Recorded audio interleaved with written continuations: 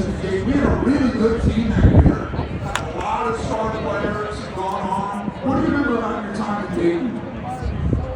I remember it was cool. It's really cool.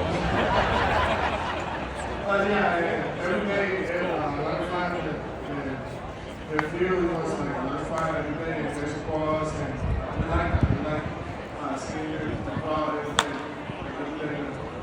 You know, Chris, one thing we like about you, this team to start the season on Thursday afternoon, I should say, in Cincinnati.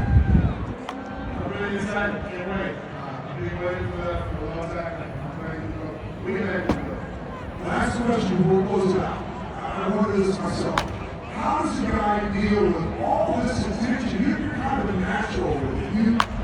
You don't mind it, do you? Like sometimes it might get a little old, but you got every media person wanting to talk to you. You were that way when you were here, and you were pretty good with it. How do you deal with all that attention? I just chill. Taking everything, everything. Thanks a lot, guys. Two former Dragons also.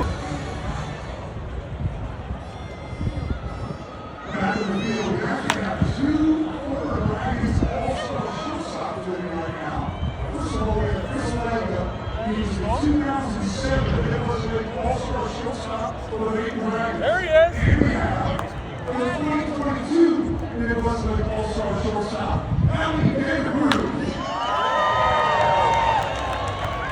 Okay, you're the hitting coach now for the Cincinnati Reds. He had a great spring.